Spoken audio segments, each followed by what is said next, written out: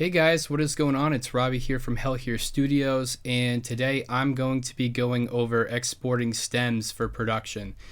Now, why is this important? So, basically, whenever you guys are going to be collaborating with someone, whether it be, your own bandmates, it could be a mixing engineer, a producer, a mastering engineer. There's a lot of reasons why you would want to collaborate with other musicians. And the process in which you do this is by sharing what are called stems. Now, I'm going to go and break this down as simply as I possibly can. This is a little scary at first glance, and this may be a longer video, but I think by the end of this, if you guys are following along, you'll be able to do this pretty easily. So I'm obviously doing this in Logic Pro, and this is, what I'm about to show you can be done in any DAW that you have, whether you're working in Pro Tools, Cubase, Studio One, whatever. It can be done in other DAWs. So just take the concepts of this video and apply them to your DAW. And if you need to find specific technical things about your DAW, there's plenty of YouTube videos out there that can go over that for you in greater detail. So anyways, let's get started. So first things first, what we need to do is we need to solve our metadata for the song. So I've got this song here. It's obviously just an example song. Actually, you know what? Let's give it a quick listen first. Here we go.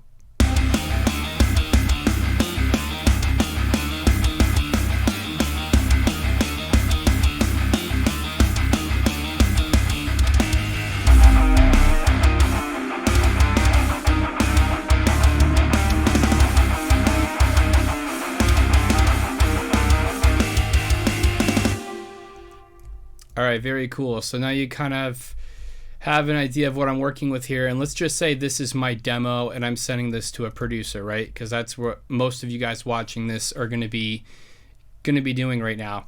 So when I'm sending this to a producer, let's say this is, let's pretend like this isn't 30 seconds or whatever, and it's a completely done song. So this is the first thing I want to do is I'm going to send some sort of document. It could be a Google Doc or a Word document. For the sake of this video, I'm just going to keep it in my Notes app on Logic. But you guys can do this, preferably in some sort of other Word document or your Notes app or whatever, something that you can share with the producer that you're going to be working with. So what I mean by metadata, some of this may seem silly, but I'm telling you, it's very important to be clear, okay? Communication is huge. So you want to pretend like you're working with somebody who's in the first grade, okay?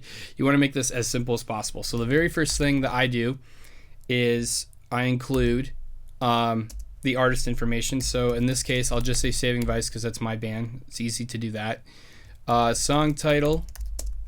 So if you guys don't have a song name yet, just tell me your working title. That's fine.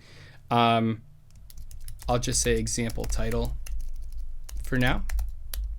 Okay. Next, what we're going to want to do is the tempo. I need to know the tempo of the song.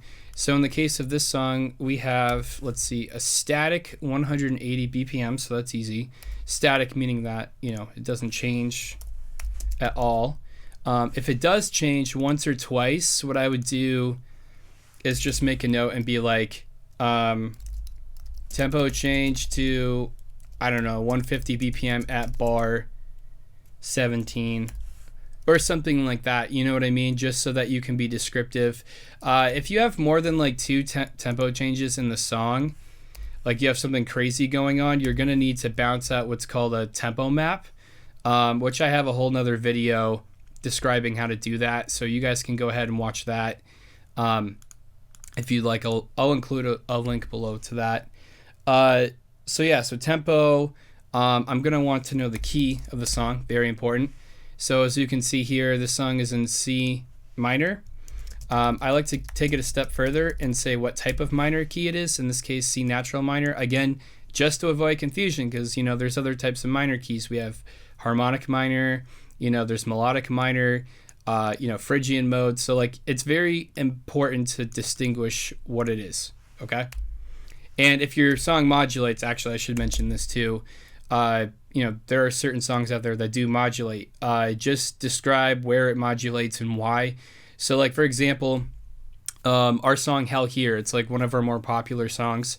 So that song is actually in D sharp harmonic minor for pretty much the entire song, with the exception of the choruses. The choruses modulate to A sharp natural minor. So I would tell if I was sending that out for, mixing or production, I would let the producer know that, basically. Okay. Tuning, very, very important. I need to know what you are tracking on, right? So, if you want to let me know the strings, that's great too. 6-string, drop C would be the case of this song, right? Bass is MIDI, so that's like whatever. Doesn't matter. But, with guitars and stuff like that, it's very important, okay? And if you are changing keys mid-songs, which I know some like metal bands do sometimes, just, again, make a note of that, okay? Next, we're going to have the sample rate. And that may be a foreign concept to some of you guys, but sample rate is incredibly important, especially in the mixing, mastering stages. For production, I mean, we're re-recording most of what's here, so it doesn't really matter that much. But if we are, planning on using the guitars you recorded, or like the vocals or anything like that, it's just a really good habit to get into, so you might as well do it. In Logic, you can find it up here on the LCD screen. 44.1 kilohertz is what this song is, and 48 is probably the next most common you'll see. It's usually one of these two. You'll have to figure out where that is in your respective DAW. So I'm just going to write 44.1 kilohertz. Cool. DAW is important. Logic Pro. It's not that important. I just like to include it just to give people a picture of what's happening. So I'll put the DAW I'm using here too. So that's kind of like the metadata of the song. Next, I like to have contact information. So I'm going to say, recorded by Robbie Litchfield, email, and actually, you guys can know my email. It's whatever, studios.com. Phone, put your phone number in. If you have any other way of contacting, do that. I love Facebook. I love Facebook Messenger. I live on that as of the recording of this video. So you could do a link to your Facebook page, your profile, whatever. So however you want to be communicated with, make it as easy as possible for the person you're working with to contact you. Okay. Okay. Moving on from that, we're going to go on to creative visions. Okay. Very important. Talk about sort of like what you want out of this song. Like, my influences are blah blah blah blah blah. Albums you want to sound like I am influenced by R. And if you could be descriptive, like the kick drum on this album is amazing, you know what I mean, and like kind of go over that. Again, this is more of like a mix type thing than production, but it still is important. If you guys have creative visions, you should communicate that. On the same note of creative visions, this is where I start to break into the notes per instrument, right? And I usually start bottom up. So I'll do drums.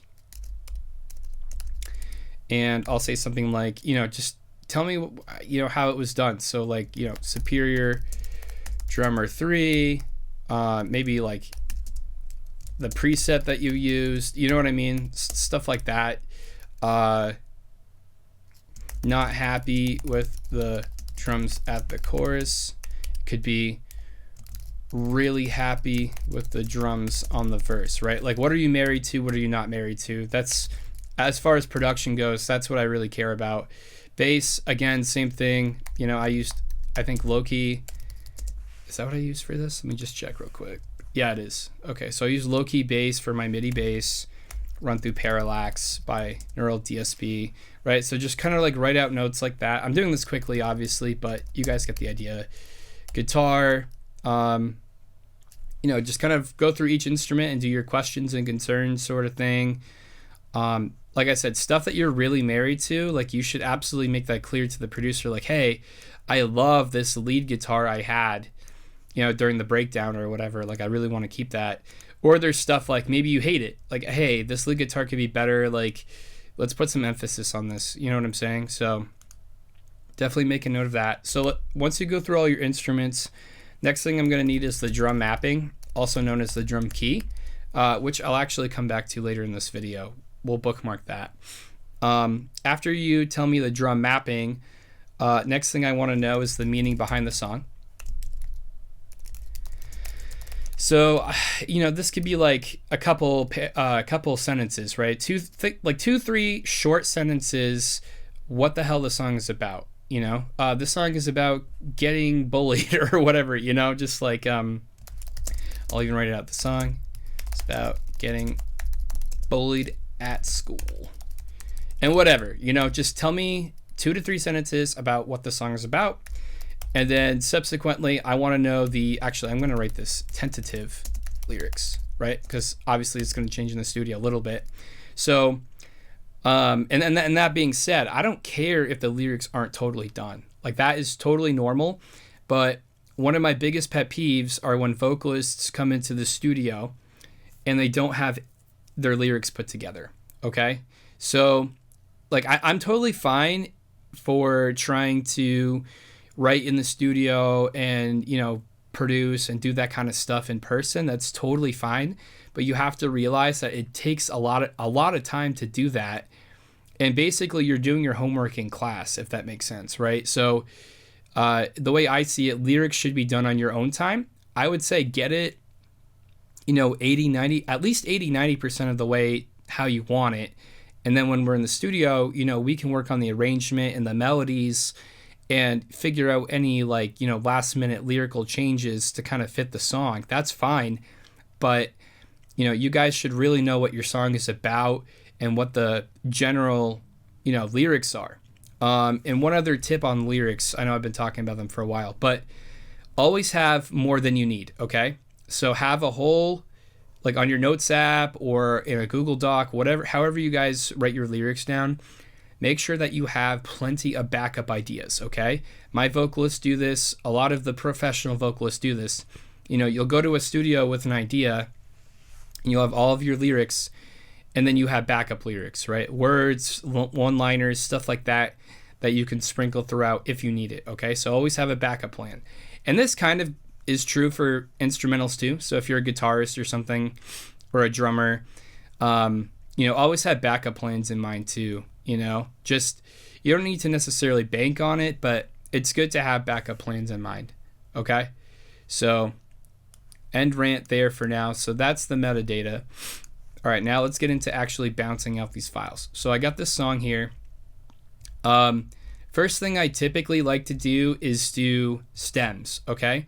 Now the difference between stems and multi-tracks, there is a difference, and they're kind of interchangeable, unfortunately, as far as vernacular goes. So stems are basically like soloed out groups of instruments, and usually has the processing on them, and basically they're like the building blocks of the song, whereas multi-tracks are the actual raw files, right, that producer or mixing engineer can use to recreate the song. You see what I'm saying? So there's 2 different types of files. There's dry files and there's wet files. And there's also MIDI, which we'll talk about. So dry files are basically files with no processing. So for instance, I've got these guitars here.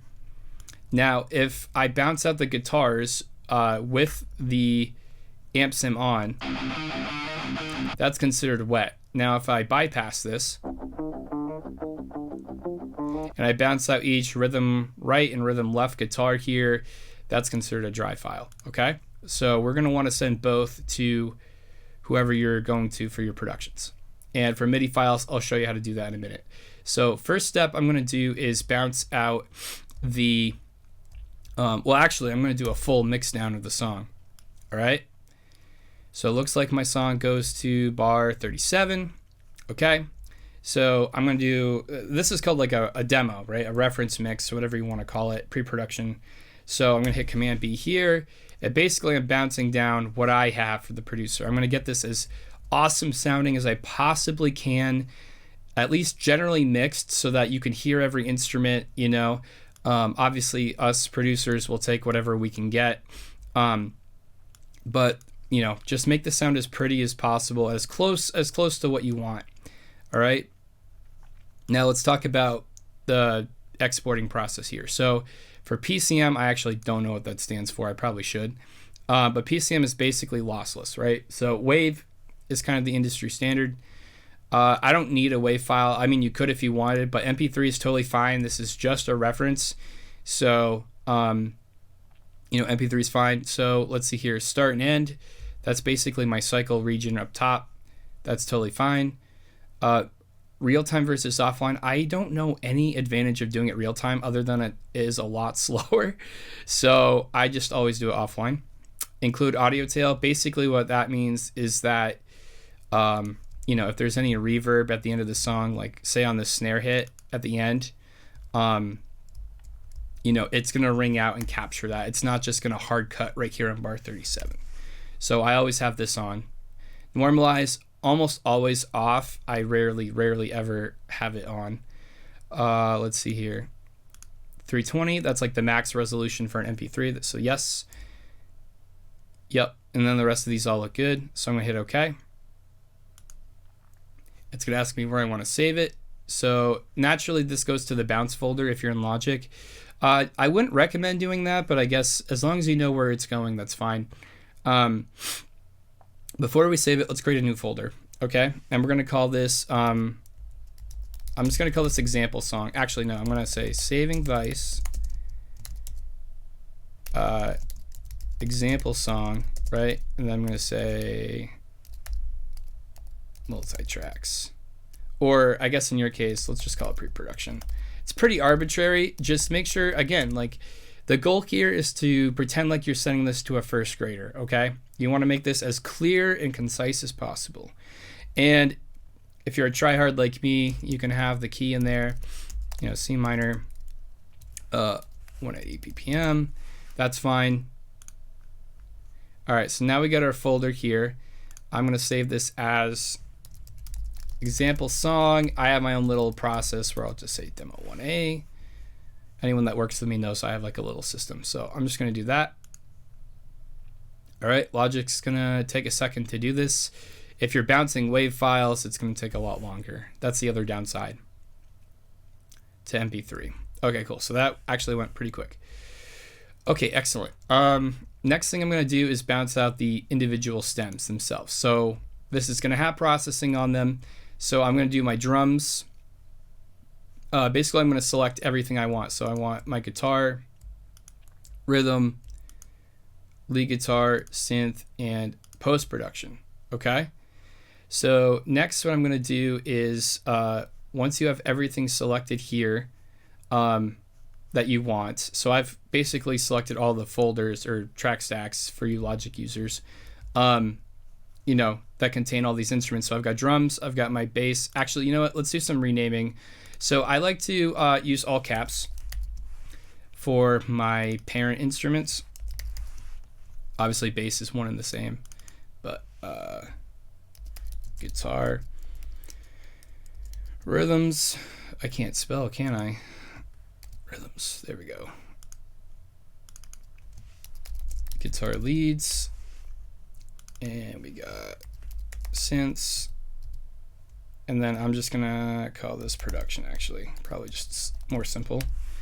I mean, it's pretty arbitrary. Just use common sense. It's not a big deal. We'll be able to figure it out, but as clear as you can. So now I've got these selected. In Logic, what you're gonna do now is hit Command E, and Command E is gonna bring up basically the window for bouncing out these stems. One quick note before we do that too. So my project starts on bar 1. Sometimes I like to start my project back in time just so I can see the beginning very clearly.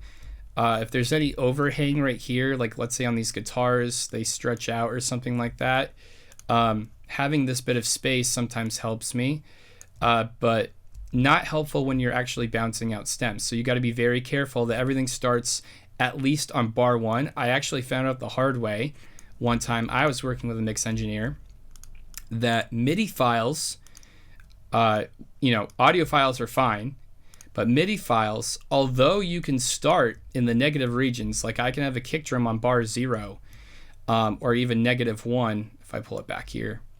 I can have a kick drum back here, but at least in Logic, you can't bounce MIDI if it starts before bar 1, which I found out the hard way. That really screwed me up. So although these negative bars are awesome, I think it has to do with the actual SMPTE or whatever it's called, the actual time. So the time code, that's what I'm trying to say. So anyways, yeah, so please start it on bar 1 or later, okay? So just get into that habit. So as far as exporting out, I'm just going to drag this over to bar 1. If you have frozen tracks and stuff, you're going to have to unfreeze them before you do that. Why? I don't know, but that's just how it goes. All right, so I got my group selected here. I'm going to hit Command E. And basically now we're going to bounce these out. So I'm going to have a new folder. Actually, I'm going to go in here first. Here's that bounce I did earlier. New folder, and we're going to do stems. Okay. Let's see, range, trim, silence at file end. That's totally fine. If for whatever reason you need to do a cycle range, you can do that. Extend file length to project end. That's never necessary in my opinion. So I always just, as long as you set that marker to bar 1, you can go and do that.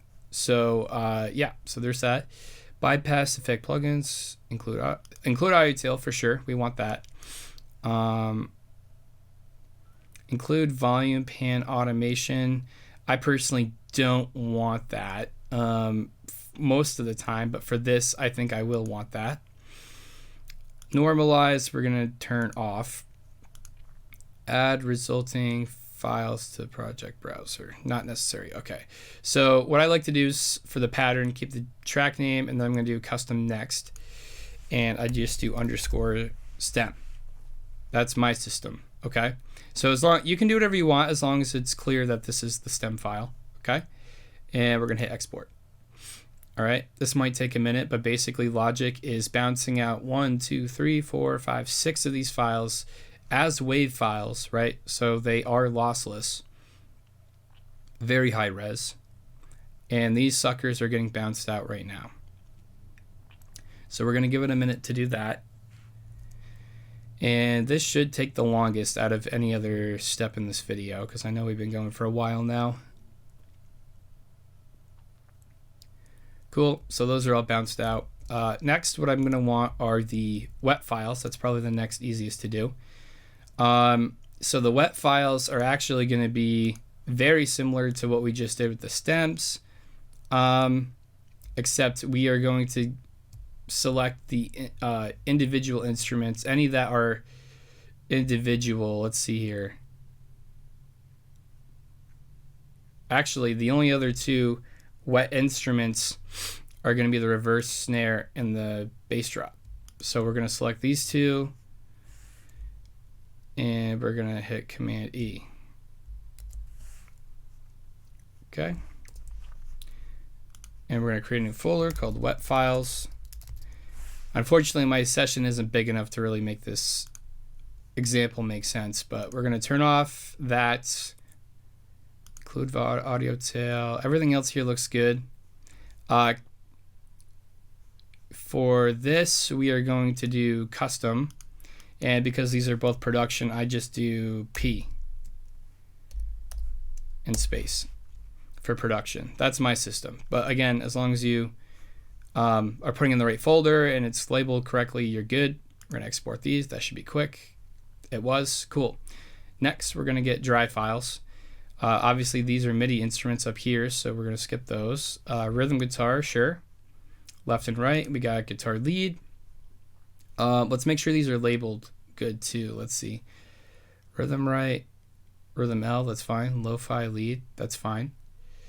And then reverse snare and bass drop don't matter. We just did that. So for the dry files, we've just got the guitars in this example. Okay.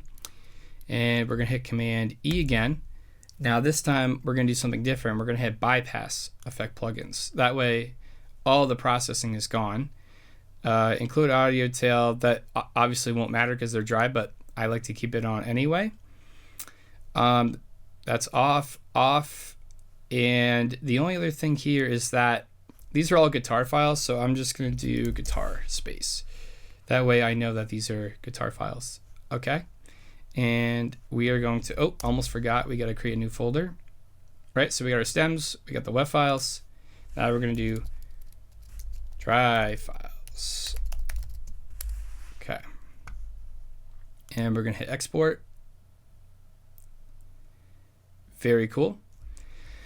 All right, last we're going to do the MIDI. Okay, so right here I've got Superior Drummer for my drum MIDI.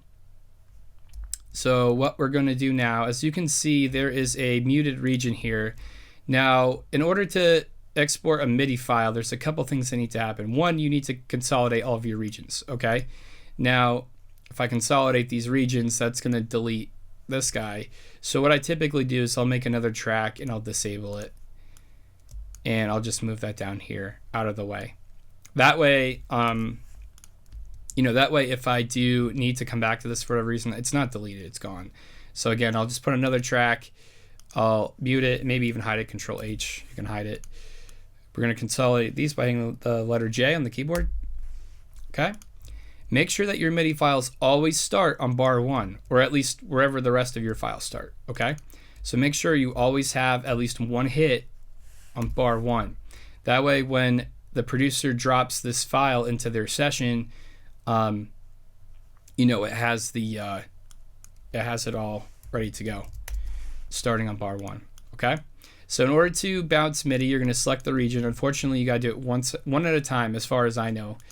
And so I've got my drum MIDI here. We're going to hit Option Command E, and basically it's going to we got to find our way back to that folder, create a new folder in here, and we're going to call it MIDI files.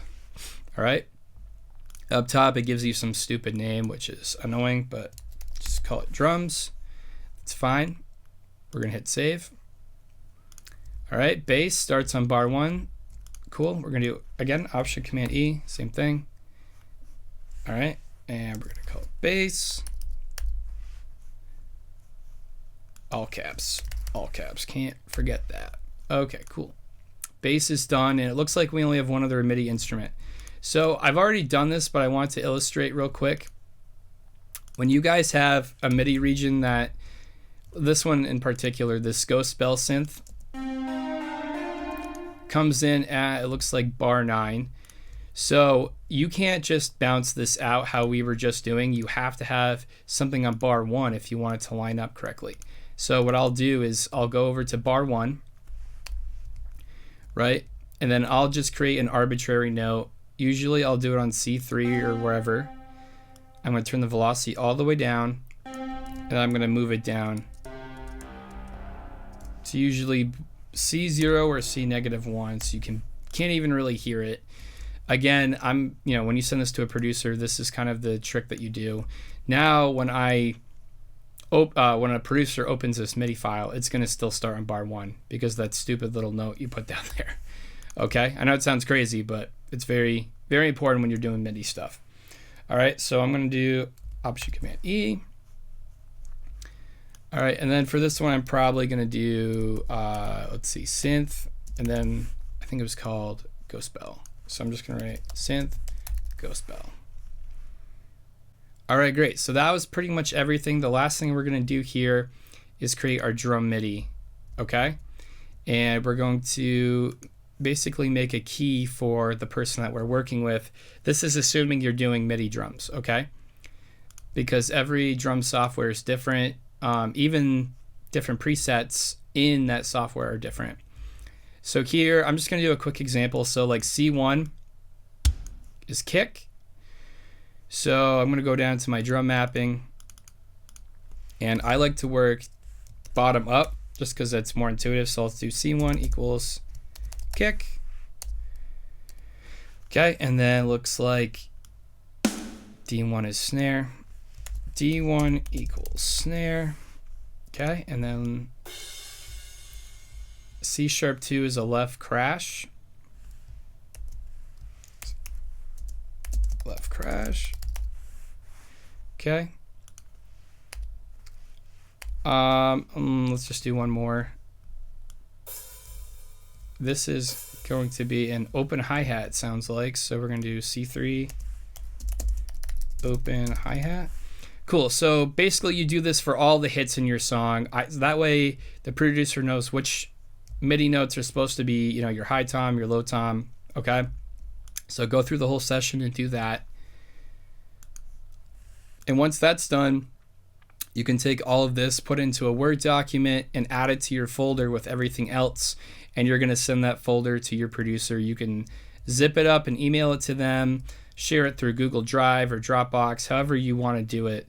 And that's pretty much it, guys. So hopefully this video was helpful. If you guys have any additional questions, feel free to drop them in the comment section below or contact me, and I'd be super happy to help clarify or answer anything. All right, thanks, and I'll see you soon.